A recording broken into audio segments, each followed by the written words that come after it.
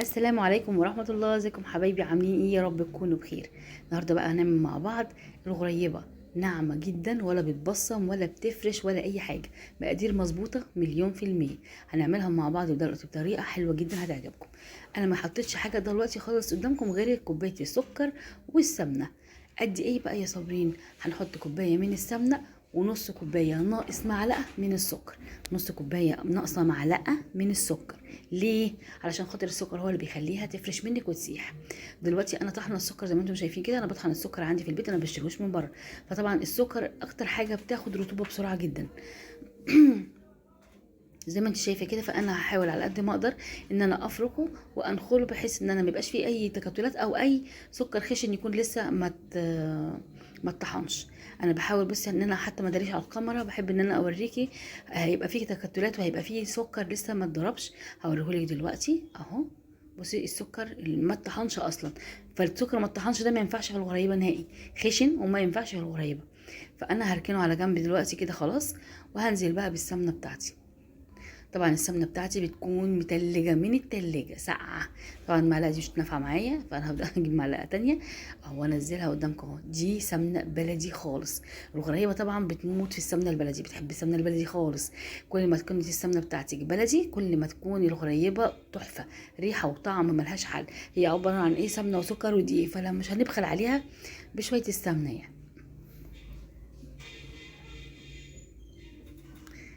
كده انا خلاص خلصت الكوبايه بتاعتي، هنزلها وهبدا بقى ان انا اضرب بالمضرب اليدوي. عايز تعمليها بايديكي مفيش مشكله، افضلي دعاكي فيها لحد لما تنعم معاكي خالص وتبقى فومي كده. يعني عايزه الزبده او السمنه اللي انت حطاها دي تكون بقى يعني ايه، عامله ابيضت تقريبا كده زي الكريم شانتيه.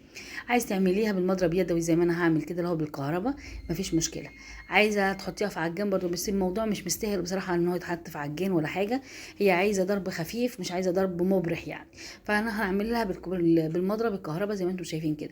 هي هتاخد معايا وقت طبعا عشان السمنه متلجه، بس مش مشكله، هفضل معاها واحده واحده. انا بوريكي اهو. بصي السمنه وصلت معايا لمرحله ايه. انا ببدا ان انا انزل الجناب بتاعتي. بصوا شكل كريمي خالص. اللون فتح، بقت ناعمه جدا. مفيش اثر للسكر وهو ده المطلوب. هضربها ضربتين كمان كده عشان بس انا جبت الحوالي على الحروف والكلام ده كله. وخلاص على كده انا كده تمام جدا. السمنه والسكر بتاعتي زي الفل. مش هضرب اكتر من كده لان السمنه طبعا يعني خلاص بدات انها تاخد حراره الغرفه، فانا مش حابه ان انا اسخنها اكتر من كده. فكتر الضرب طبعا بيسخن السمنه وبيخليها تسيح، فانا مش حاباها تسيح، انا عايزه بس تبقى شكلها فومي زي ما انتم شايفين كده. فهضطر ان انا ابطل المضرب علشان تفضل ماسكه حرارتها وتبقى ساقعه. بصي عامله ازاي زي الكريمه، ما بتنزلش كمان من المعلقه زي ما انتم شايفين كده. وهو ده اللي انا عايزاه. هبدا بقى دي اول كوبايه من الدقيق. هاخد قد ايه بقى من الدقيق يا صابرين؟ انا هقول لك دلوقتي. وهقول لك ازاي تطلع معاكي لا مبصمه ولا بتسيح منك ولا بتفرش ولا اي حاجه خالص. دي اول كوبايه. هحط الكوبايه التانية. طبعا ده المقادير المعتاده ان احنا نحط كوبايتين. طبعا هرجع واقول لك تاني ان كل دقيق بيختلف عن الدقيق التاني. يعني مش كل الدقيق بيبقى زي بعضه. ده استخراج 72 والنوع جيد جدا وممتاز وكل حاجه. بس برضو مش كل الدقيق اللي بيبقى معاكي في السمنه كويس. يعني في بينطر سمنه، في بيعوز سمنه، في بيبقى شرقان سمنه، الحاجات دي كلها. انا هبدا ان انا اقلب كده زي ما انتم شايفين. وبعد كده بقى مش هينفع ان انا اعمل بالاسباتيول زي ما انتم شايفين كده. خلاص التقليب عايز ايد بقى، مش عايز اسباتيولا ولا معلقه ولا اي حاجه خالص. انا هبدا ان انا انزله زي ما انتم شايفين كده. خلاص. وهبدا بقى ان انا اعجنه. بصي العجن بتاعي عامل ازاي؟ بطراطيف صوابعي. انا ما بعجنش عجينه خالص، انا مجرد ان انا بلم السمنه مع الدقيق عشان بس اعرف اذا كانت السمنه بتاعتي تمام كده والدقيق ولا محتاجه حاجه كمان. طبعا زي ما انتم شايفين كده. بص العجينه بتاعتي انا حاسه انها سايحه شويه. فانا زودتها معلقتين كمان من الدقيق. يعني كده انت مزوده معلقتين. زودت على كوبايتين من الدقيق. زودت معلقتين كبار كده هرميين من الدقيق. كده ظبطت معايا وبقت زي الفل زي ما انتم شايفين كده. طبعا انا بعمل تجربه وبجربها طبعا في الفرن وكل حاجه. ولا ساحت ولا شققت ولا اي حاجه، فانا كده عرفت انها تمام. طبعا مش عارفه اعمل بايدي لان ايدي لسه فيها عجين فملزقه، بس ايدي التانية زي ما انتم شايفين اهو. العجينه زي الفل. هبدا بقى ان انا اشكلها. واحطها في الصاج بتاعي، وهبدا ان انا احط فيها اي تزيين. انا بس هوريكي هنا وانا بعملها، بصي ولا فيها تشققات ولا فيها اي حاجه، وناعمه جدا. هبدا اعمل بقى انا مع نفسي كده واخلص الصاج بتاعي وارجع لك تاني بعد ما اخلص.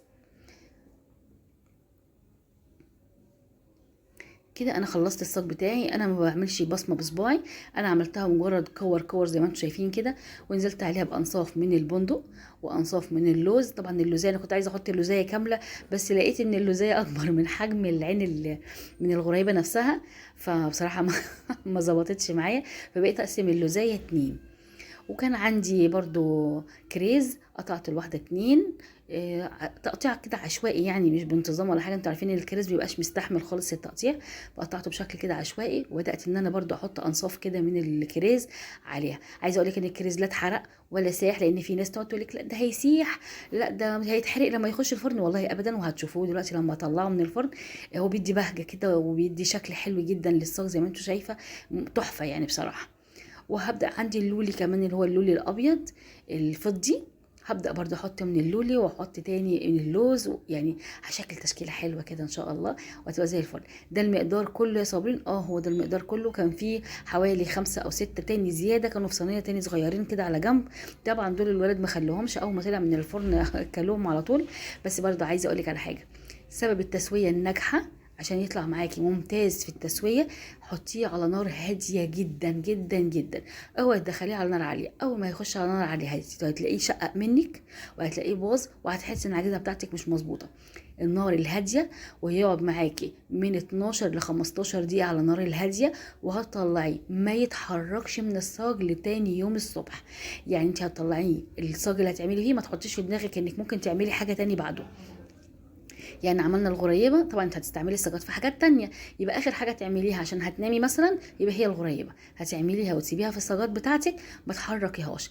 ليه بقى؟ لا هتبصم معاكي ولا هتشقق معاكي ولا اي حاجه خالص زي ما انا قلت لك. بس انت لو حركتيها من الصاج وهي لسه طالعه هتبوظ منك، وهتلاقيها مبصمه وهتلاقيها سايحه من بره، لان لسه ما خدتش حراره الصاج بتاعك. التسويه بتاعتنا بتبقى حلوه قوي وعلى الهادي خالص، يعني مش كحك ولا بسكوت، هو لا دي قريبه، يعني النار تكون هاديه جدا.